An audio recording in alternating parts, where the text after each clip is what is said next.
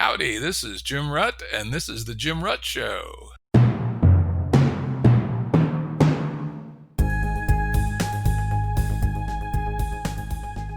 This is a Currents episode. Currents are shorter and less heavily produced than our full-length episodes and generally focus on a single topic.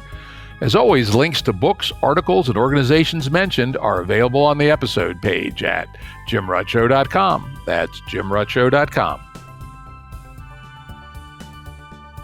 Today's guest is Robin Hanson. Robin's a regular on the show. I think this is his fourth appearance.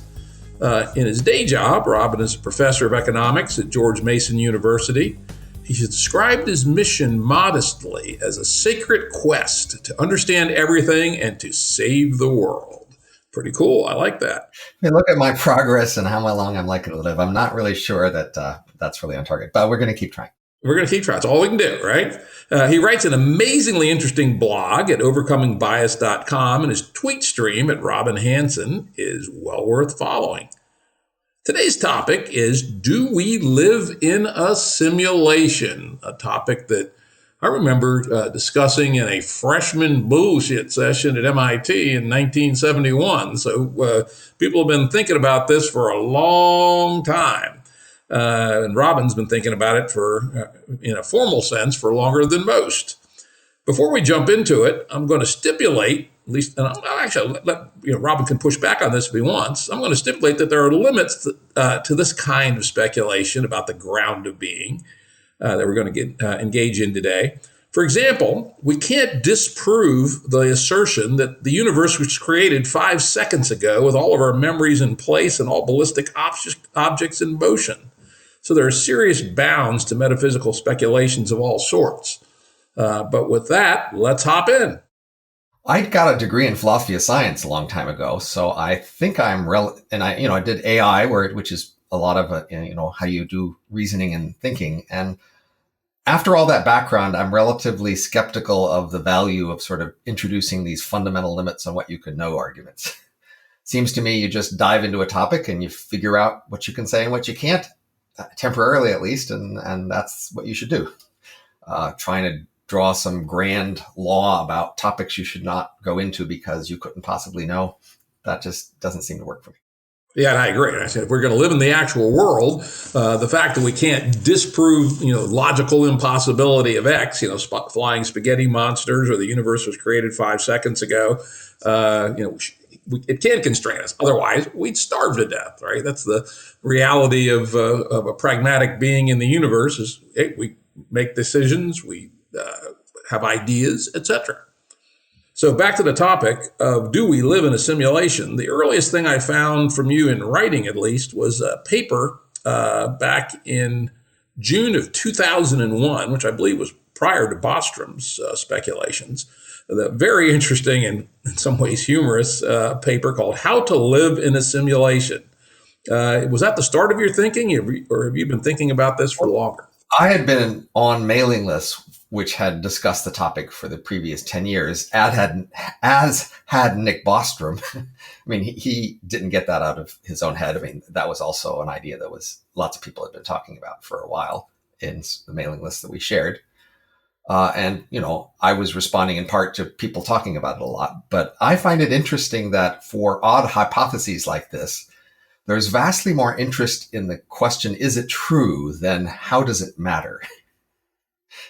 So even like, are there aliens or other sort of dramatic hypotheses? Overwhelmingly, people will talk about, is it true? And they rarely get around to talking about, how does it matter if it matters? So my paper was there on the how does it matter if it matters topic. And it seemed to me that was neglected. So I was able, in a relatively short time to come up with a bunch of obvious conclusions about how it would matter.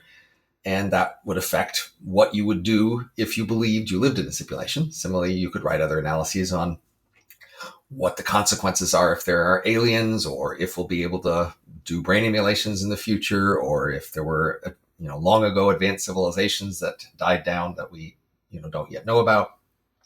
All these topics, I find it interesting that people have an overwhelming interest in talking about, is it true?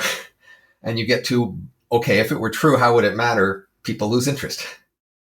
It's interesting. And yeah, you came up with a quite snappy argument on what you should do if we do live in a simulation. In fact, I'm going to read the quote back from your paper, which I just thought was hilariously rich and good. And I don't know quite what to make of it, but I'd love to get your thoughts on it. If you might be living in a simulation, then all else equal, you should care less about others, live more for today, make your world look more likely to become rich, expect to and try more to participate in pivotal events, be more entertaining and praiseworthy, and keep the famous people around you happier and more interested in you. I just love that. I'm not quite sure why, but it's just very interesting. Well, I would say it is sort of the logical implications of the hypothesis. And what might be funny is that you usually expect advice people give to fit the usual tropes of, admirable living. Usually, whatever arguments you give are supposed to draw the conclusion that we should love each other and be more communal and think about the long run and care for our children and, love art. In some sense, that's the generic conclusion of every argument about what you should do, because we all just expect people to be trying to argue for that. So it's often funny to see when you go through an analysis, you draw conclusions that aren't those conclusions. Yeah, though, interestingly, in this case, the conclusion looks very much like the way people actually live. Well, yeah, people aren't that crazy. But yeah, so it pushes you even more in that direction relative to the ideals you might typically espouse. Yep. Yeah, so anyway, that was a very good introduction. People can check that out on Robin's essay, which, as usual, we'll have on the episode page. So let's start with probably the framing that is most talked about, though I'm going to explain why I think Bostrom's view of ancestor simulation is limited later. But maybe you could lay out his three-part argument a little bit and your take on that. Well, sure. So there's three scenarios, he says, and that they're the only options, and you have to pick between one of the three. So one scenario is that as we move on into the future, we will never really be able to create simulations. That is, we'll never get the capability, the technology, or maybe we'll even die out, and we'll just never be able to create creatures who are living in a simulation and don't really know that that's the fact. It requires some technical abilities to do that. You have to be able to create these simulated creatures who have a rich life and who think, a lot like a human like us thinks and feels. And I have a whole book on how, what would happen if that technology were to become widespread, called the Age of M. But basically, one scenario says that doesn't happen. We never are able to make these future creatures. A second scenario says we do become able to make these future creatures. And we do even make a few, but we don't make very many. For some reason, when the future is able to make creatures like us who could be fooled into thinking they were living in a simulation, there's the potential that they could make a lot of them, an enormous number, but they don't. They just make a few. And this third scenario is that the future is able to make these creatures like us, and that they do make creatures like us, and they make a lot of creatures like us, and therefore there are more of those creatures in the future who think they are living in a world like us than there are actually people living in the time and manner that we think we live. And if that's true, then if you ask, well, which of them am I? You have to conclude you're more likely to be one of those future creatures than one of the current creatures who thinks you're in the real world. Most people who think they're living in our era and in our time are wrong. Most of them are creatures in the future who believe that this is what they're living. And the claim is you have to pick one of these three scenarios. Now, obviously, there could be other reasons why you might be living in a simulation. You might be in some other, very different universe, which creates a creature like you, but that just adds to the possibility that you might be living in a simulation. So the claim is you've got to pick one of these three options. I pick the option that they don't care much. So I agree that most likely the future will be able to create simulations like us. Most likely they will create some of them. And, that will be important. But when I look from our era back, and I say the analogies of what we do to make things that are like simulations of our ancestors. We make movies, we make plays, we write novels, we play games or video games. And when we try to simulate our ancestors and sort of, do as best we can with that, our interest fades much more quickly than does population. So, before 200 years ago, basically population doubled every 1,000 years. But it seems to me our interest in the past falls more quickly than doubling a half every 1,000 years. So our interest in the year 1500 is far more than twice as much than our interest in the year 500, which is far more than twice as much than our interest in the year minus 500, and so on. So that suggests that most interest is concentrated near the people who are able to do the simulations. We are mostly interested in simulating people like us, in societies like us. And when we go back into more stranger, distant cultures, we tend to change them to make them more like our world, like, say, Game of Thrones does. As you may know, Game of Thrones has characters in cities far larger than any cities that ever existed back then. They're cities that are the size of our cities. Why? Because, well, that's the kind of cities we live in, and that's what we like to see. Yeah. So that's my take. There's the three scenarios. You have to pick one. I've picked they don't care. Interesting. Though I'll push back a little bit on interest declining very rapidly. I don't know if you remember the very best-selling series, Clan of the Cave Bear. Was it Gene Errol, something like that was the author. They were remarkably fun, and they were set... As a percentage of all our movies or fiction, I mean, it's really small. I think they did a movie, right? One movie of it? Don't know. But it was a series. It was 3 books and 1 movie. And so... that's really small fraction of all the fiction we have. Yeah, but the future is a long time. So, well, maybe, of course, we don't know if the future is a long time. I think some of your other work talks about, the great pruning rules in the future, and maybe our future ain't that long. So that's another possibility, right? Which is that we may get the capability. So you should notice there are almost no stories or movies about the other hominids who existed around and near humans. Yeah, that is true. And that is interesting. 0 of those. Yeah. So, hey, you screenwriters out there, let's talk about the interaction between Homo sapiens and Neanderthals from the Neanderthal perspective. That would be interesting. Exactly. Okay. So our future descendants don't care. So let me now open it up a little bit. And again, as I mentioned at the beginning, ancestor simulations is only one little wedge of possible ways that we could be living in a simulation. You referenced one, is that that we could be actually a simulation in a higher order universe, nothing like our current universe. And then for whatever God knows reason, literally, maybe some kid playing God on his PlayStation XXXXX has spun up this simulation for entertainment purposes, research purposes, educational purposes, who knows what, maybe ones that we can't even contemplate. So higher order universe is certainly one. And in fact, the neat thing about that is it gets rid of some of the constraints in Bostrom's analysis. He does a fairly good job of convincing me, at least, that yes, in the future, it is plausible that we can have the computational power to simulate brains in a jar equal to the number of humans that currently exist. However, if you're in a higher order universe, you have some higher possible computational capabilities, which is enough to essentially calculate the universe itself and simulate that, not just our brains in a jar. So higher order universe opens up a whole bunch of additional things that could be going on in the simulation. It's not all fake. It could actually be real, quote unquote. Our science really works. And of course, another possibility is a friend of mine told me about the idea, Anna Solomon. I don't know if she coined it or not. She called it the sleazy simulation, that even in the higher order universe, computation is going to be limited by economics, as you often point out. Think about the economics.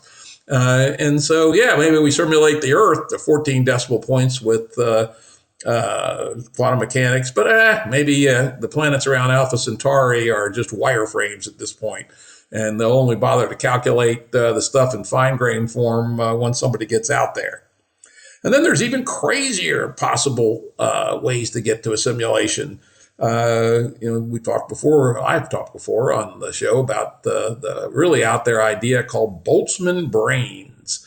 The idea that if the universe is infinite or effectively infinite, though actually I would say infinite, and it behaves in a quantum mechanical fashion the way we sort of believe the universe works, then at some exceedingly low probability, brains can pop into existence through quantum fluctuations, perhaps the way the universe was started, that are large enough to simulate our current visible universe, the universe from the Big Bang.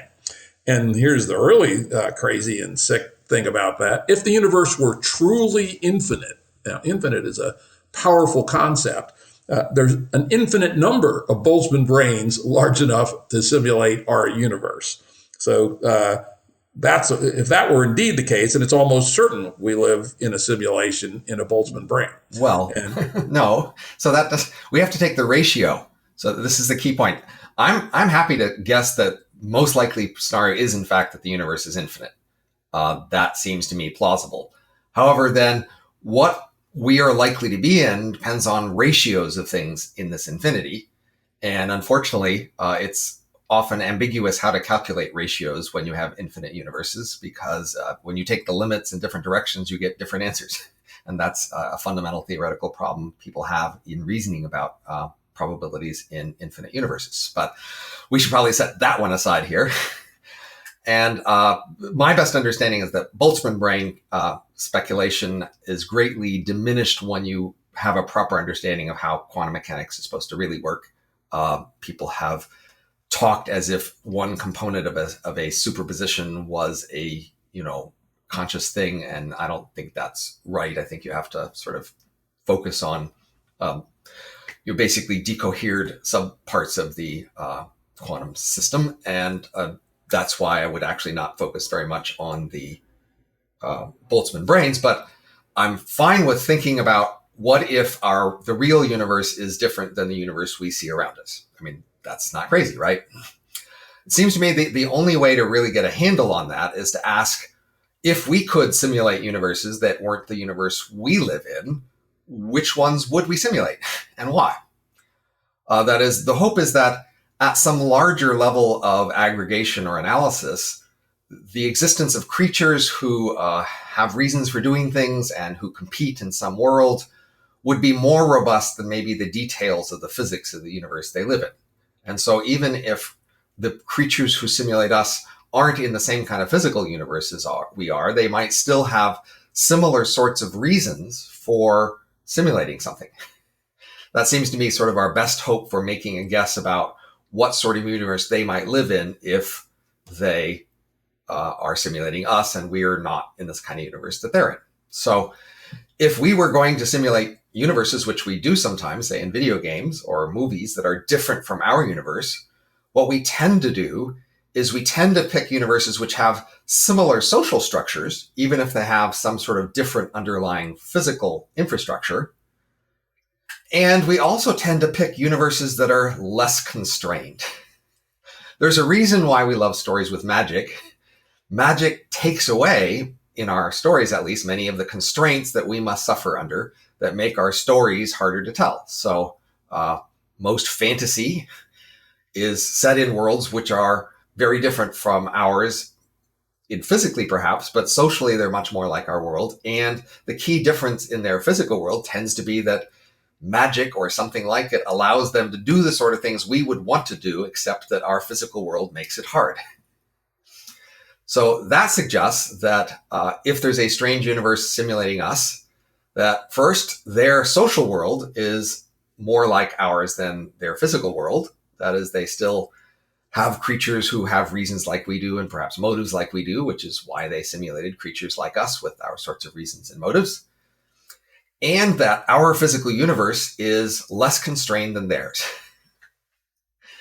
They probably have to deal with a more difficult universe that gets in the way of their plans even more frustratingly.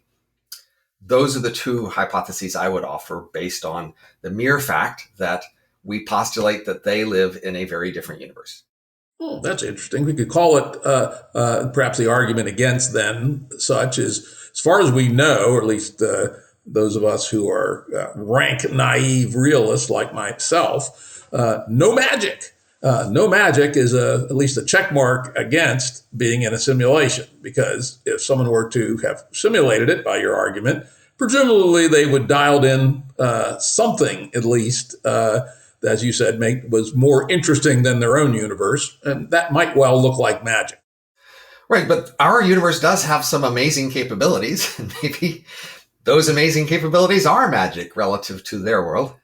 Yeah, that's I suppose, possible. Nothing comes to mind. Anything come to mind for you in that category? The quantum Hilbert space is, to me, pretty spectacularly amazing. What is the quantum Hilbert space? Well, I mean, it's the idea that the physical state of the universe is this very high dimensional vector space where, there's a linear evolution equation in that very high dimensional vector space, which is how all the universe, in some sense, in principle, can be correlated. Every atom and every spin everywhere in the entire universe, in principle, can be in these very complicated correlated states. And that's a power that we rarely see being used, but in principle, it's right there in the math, and sometimes we are able to use it.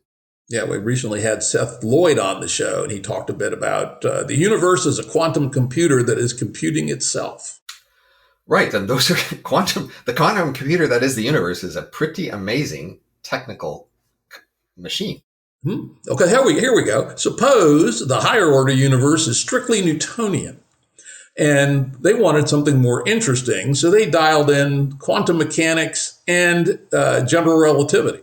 Well, that would be odd because they're trying to to build in their own universe computers that they can't build in the universe that supposedly can be built in another universe. So that's a bit dangerous in the sense that if you give your simulated creatures computing powers that you don't have, then when they try to compute things, you won't be able to compute them.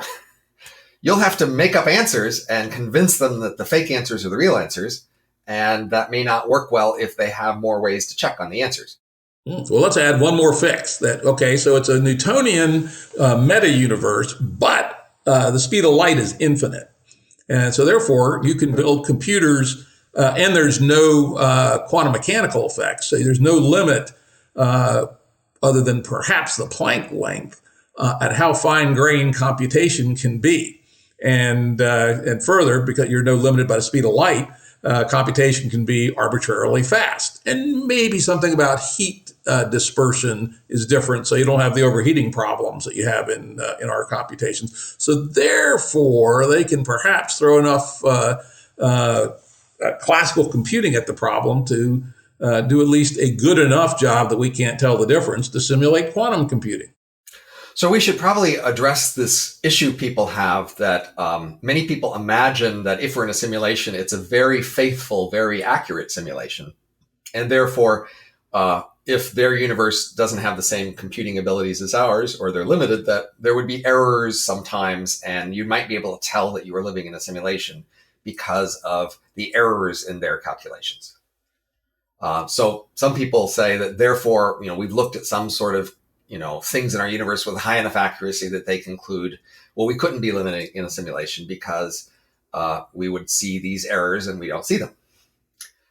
And I think that view is basically mistaken under the presumption that the only way to simulate a universe is to simulate it in high detail and high accuracy. I think there's a fork. I think there's an important fork here. One is, do you simulate the universe or do you simulate the agents? Because if you simulate the agents, you can make them think that their experiments are correct to 14 decimal points, even when it's just a shitty wireframe. Exactly. So almost all the discussion of simulation is focused on agents and simulating the agents and seeing their experiences. But if you're just focused on the agents' experiences, they don't experience the universe in fine physical detail. They experience only some broad aggregates of what they see and hear. And so it's quite possible at a much, much lower cost to give them the impression that they're in a consistent universe when they're not, in fact. Yeah. Brains in a jar is much easier to simulate than an actual physical universe good to 14 decimal points. I think that's fair enough. Right. So we should just walk through, though, just to make clear to people why that's possible. First of all, if say they create a device and it produces error-prone, noisy estimates, those don't have to be the estimates you show their eyes or their ears. You can clean it up and present them clean data when they see the results of whatever experiments they run. They don't know that, in fact, it wasn't actually run by a real experiment. In addition, if you ever find out that they've been able to put together several different things that you didn't anticipate and show a contradiction and show that, in fact, it couldn't possibly be a real world, well, at that point, you can pause the simulation and reverse it, go back before they started collecting the data that was produced the contradiction, and then be more careful and make sure that doesn't happen. So if you're running these simulations, it's quite possible at relatively low cost to pause them, reverse them, change something, and then continue on and make sure you don't make whatever mistake you were worried about.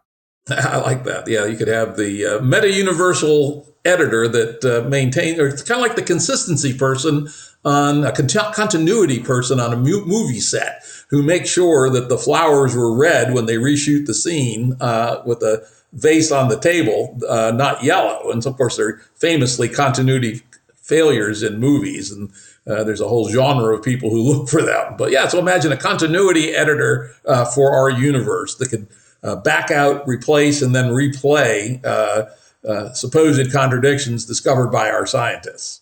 I want to mention that I think this topic tends to break people. And it's one of the reasons I'm wary of talking about it a lot or pursuing it a lot.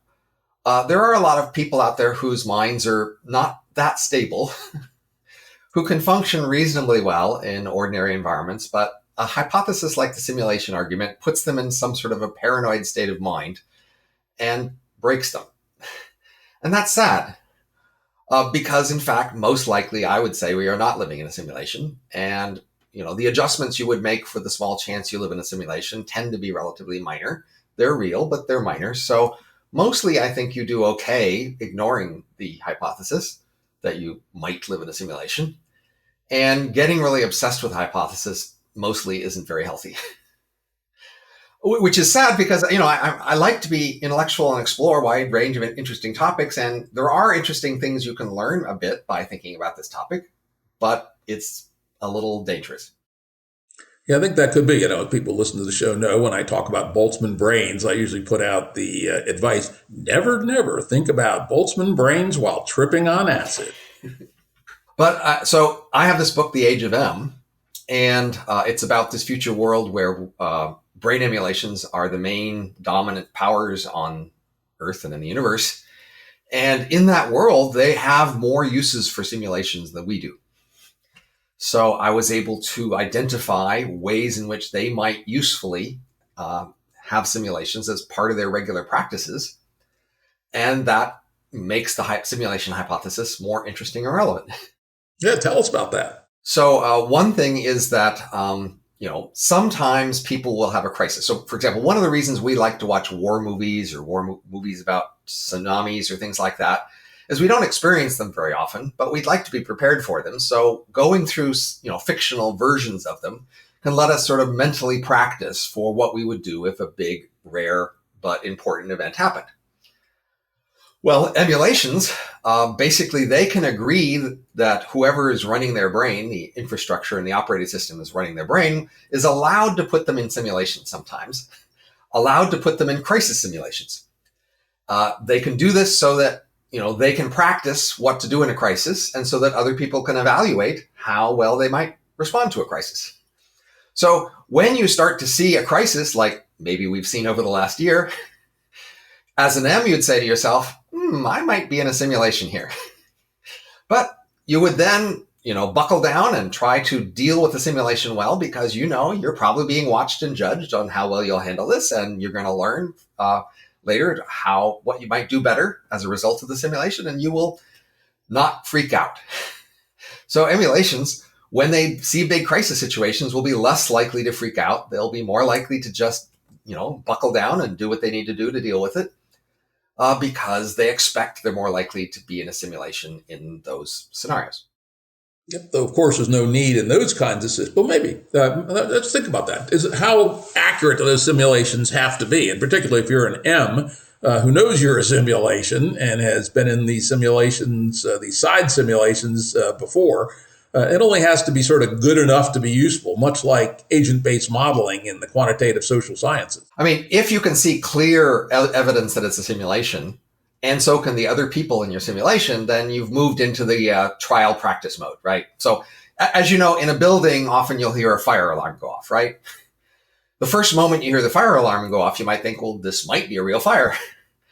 At some point, somebody might say, this is a drill, but they still might ask you to continue with the drill, like carefully march outside, etc.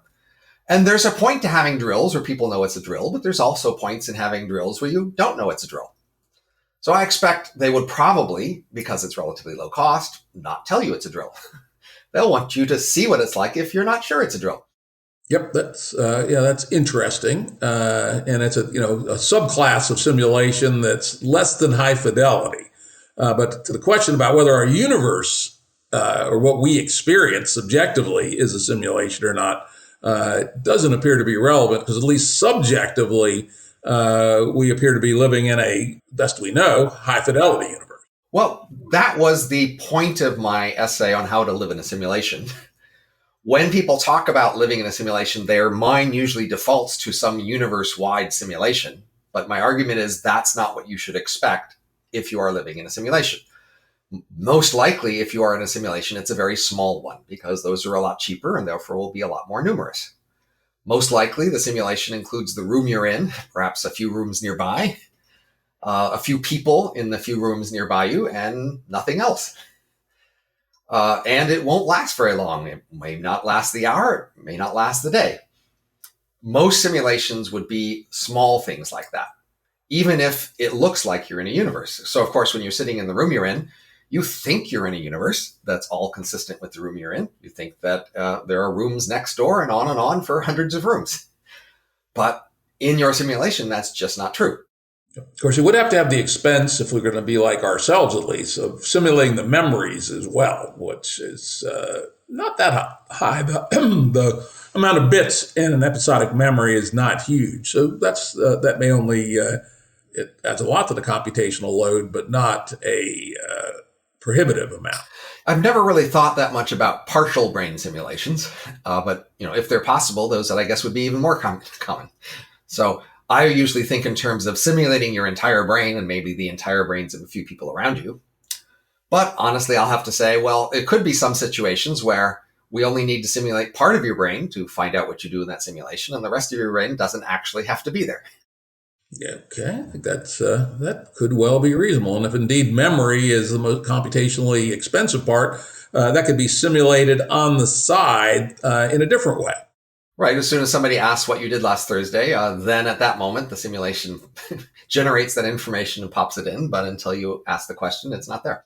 Yeah. Or it could just be like a finite state machine, right? Predefined canned memories that were relatively inexpensive to create, and who knows, maybe they're developed by an evolutionary algorithm, and they're running a whole bunch of these things in parallel. So in the Age of M book, I noticed a number of different reasons why you might want a simulation. There's not just one of them. And so for example, you might want to simulate to test people's loyalty to see if in some temptation they would betray you or stay loyal. You might want to see where ideas came from. So intellectual property, of course, is important, and good institutions for intellectual property are important. So one of the institutions might be that we take the situation where some idea was generated and we simulate it in enough detail to figure out who to give credit for it. What were the real sources of that innovation and idea? And simulations could be used for that purpose too. And if we have like a half dozen or more different reasons we might want to run a simulation, then I realized, in fact, what we'll want to do is run simulations which simultaneously achieve as many purposes as possible. You can, test someone's loyalty while you look at where an innovation came from, while there's a tsunami outside. You can do a number of different things at once. And that has an advantage of lowering computational expenses. There's just a standard thing in experimentation literature about how experiments that do many factors at once are, in a sense, more efficient than experiments that test each factor independently. And it lowers the chance that somebody in the simulation can figure out why it's there. Yeah, though to do ABCD testing, you have to run a lot more trials. So you have to run the combinatorics of how many trials you have to do to get a valid statistical signal. Right, but it's still less than the sum of doing A trials and D trials and C trials and D trials. Yeah, I think that's probably correct. You say there's good literature on that? Yeah. So there is a literature on factorial designs for experiments, basically. And yes, you learn more about factors A, B, C, and D if you put them all together in a single trial, than if you do each one separately. Yeah, Google, of course, does that. Famously has a couple hundred parameters that it varies for every person. Nobody sees the same Google, as it turns out. Right.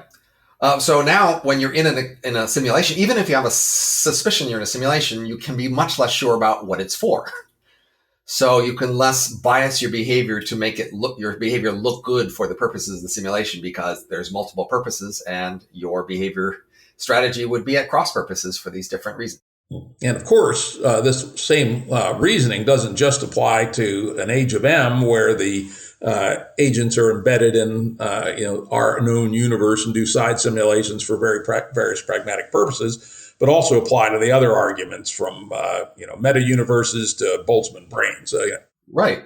So again, if whatever universe we are actually in has a similar social world or similar mental world, more similar at least to our social and mental world than its physical world, then they would similarly have these reasons to do cost-effective simulations where they achieve several purposes at once with their simulation. And therefore, we can be less sure what the purpose of the simulation we're in is, especially since they might have other purposes that are uncommon for us. Well, let's go back a little bit to the meta-universe idea. And you talked about some ones that argued from, all right, their culture like our culture, but maybe the simulations for a much higher order purpose.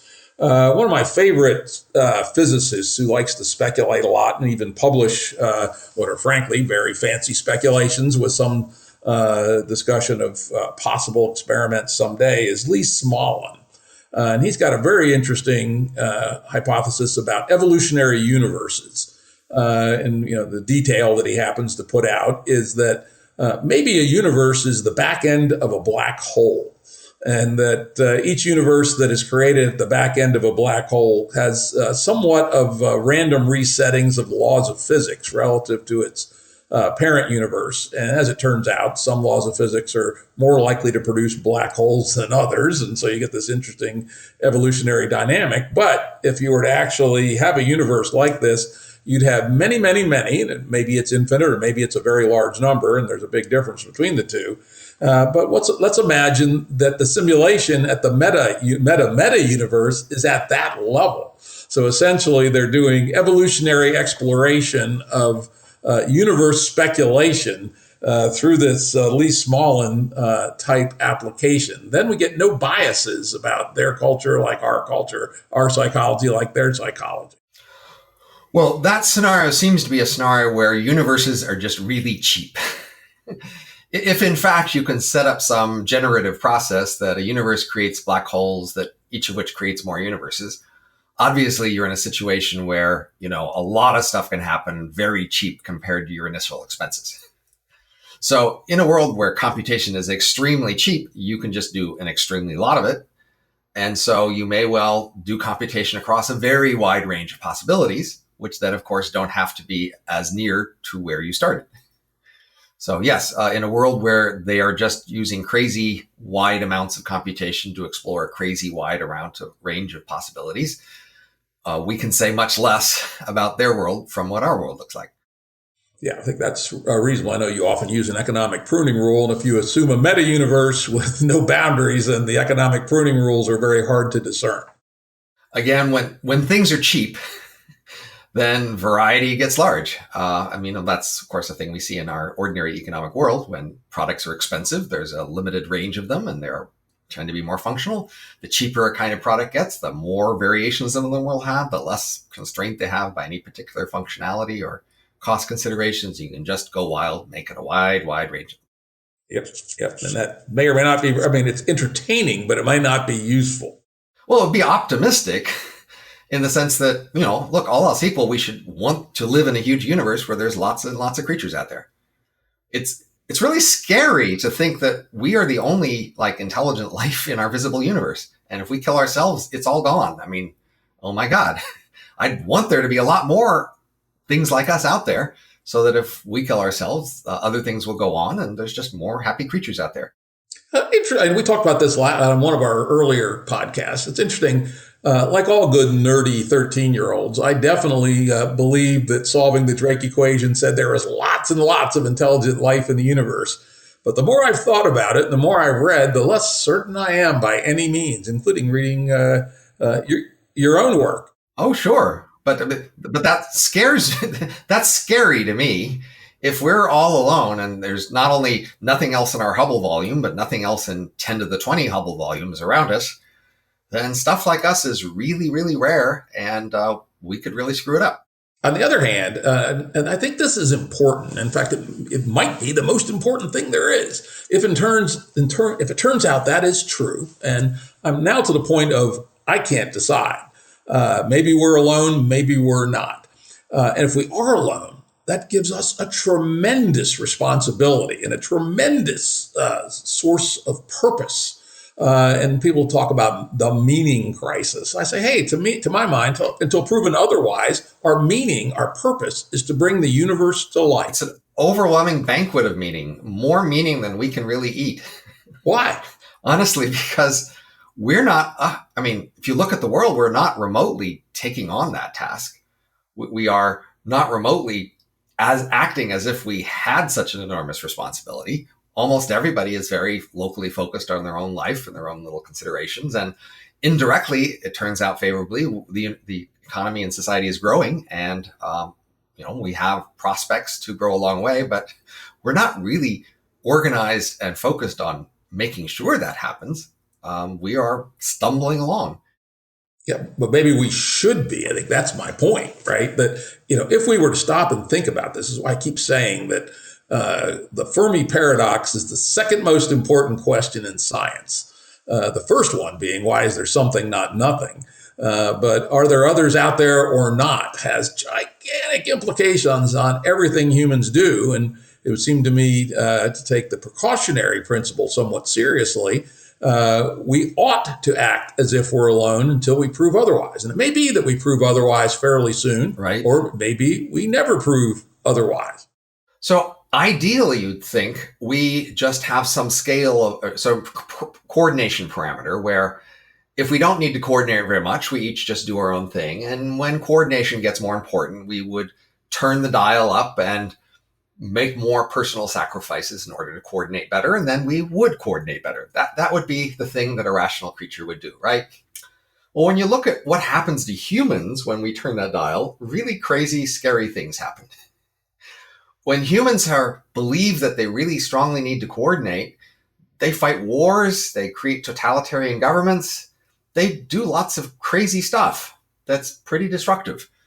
So that scares me. I say, well, if we're in a world where we really do need to coordinate a lot, and then we tell everybody, hey, everybody, stop being so self-centered and let's focus on coordinating because we have this huge responsibility. And I look at what people have done in those situations in the past, I go, oh my God, maybe we'd be better off not being told, even at the cost of a big chance of failure. I don't know.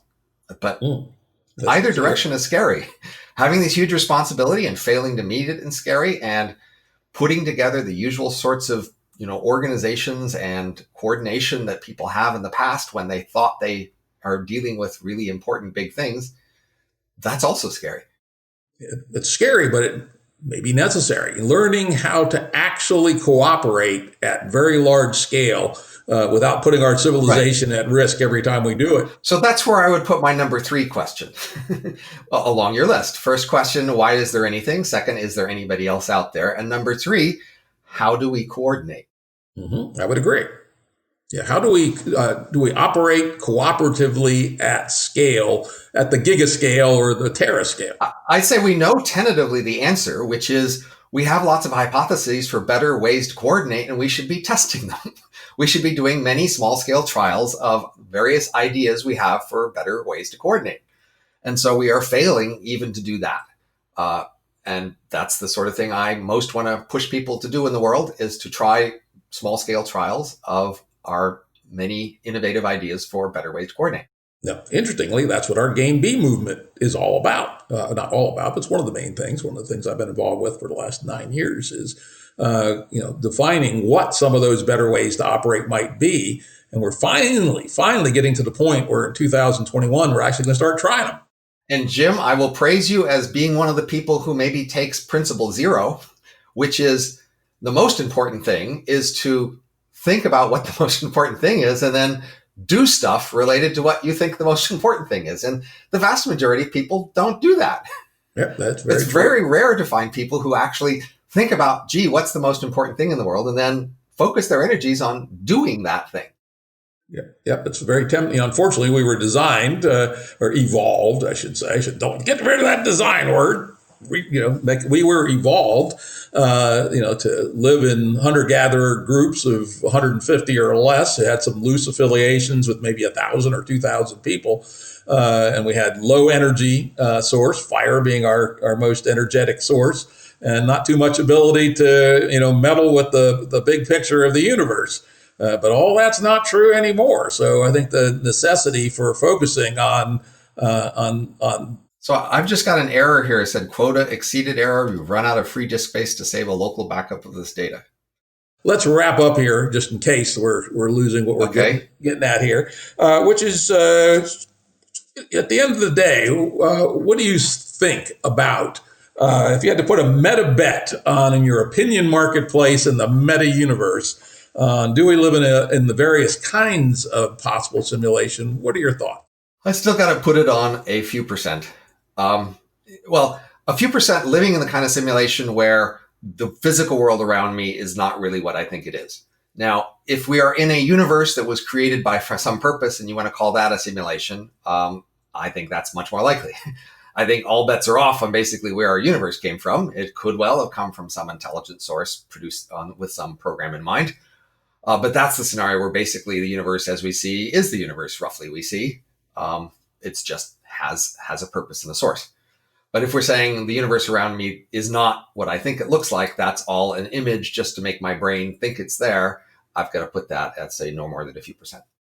Yeah, I think I'm with you that I can't even get any principled way to think about the meta universe problem. It's just like above my pay grade and humanity's pay grade at the moment. Though, of course, it's quite interesting that the history of humanity is taken up with nothing much else other than speculating about that kind of stuff. But nonetheless, we don't really have any way to have any principled idea on why the universe exists in the form that it does. Well, again, I guess I'll push back and I'll say, look, if you've tried for a while and you haven't found a method, a way to do it, then it's fine to quit. I don't think you can conclude that we don't have any way to do it. We just haven't found one yet. Yeah, and it's not even obvious how we would. Right, but that doesn't mean there isn't a way. It just means we've tried, we're giving up now, and somebody else can try if they want. Yeah, exactly. In terms of things like Boltzmann brains or other artifacts of infinite universes, I've chosen principally on aesthetic grounds to reject infinite universes. Again, when it comes to metaphysical speculations where there is no evidence one way or the other. Well, I would say there is evidence in how we do indexical reasoning, but that would take us on a whole different conversation. So there is a whole literature on indexical probability, indexical priors, and they do suggest, in my opinion, that infinite universes are pretty likely. We'll have to do that sometime, but not today. But anyway, I personally reject infinite universes to get rid of weird artifacts like Boltzmann brains and other oddities. Well, of course, many people that reject the simulation argument on the same principle. Hey, that's weird. I don't want to think about weird universes. Yeah, or the other one, Occam's razor, which we know is not a law. It's just a heuristic, which is... It's a pretty conservative heuristic. It just says, I don't want to think about weird shit. Yeah, or it's a little stronger than that, which is that really complicated shit is probably less common than less complicated shit. But the main argument is because I don't want to think about it. Yeah. But it's trouble to think about complicated stuff. I'm going to stick with the simple thing that I can think about more easily. And that, it goes to your point that, it may be unhealthy not to have some level of simplification if Of one's course. going to live one's life, right? So if I'm going to go spend all my time worrying about whether we're inside of a Boltzmann brain, what the fuck that means, I wouldn't get anything done. Absolutely. All righty. Well, any final thoughts? It's been great talking again, and I'm going to hope for a number 5. All righty. It's been fun. Okay, bye. Production services and audio editing by Jared Janes Consulting. Music by Tom Muller at modernspacemusic.com.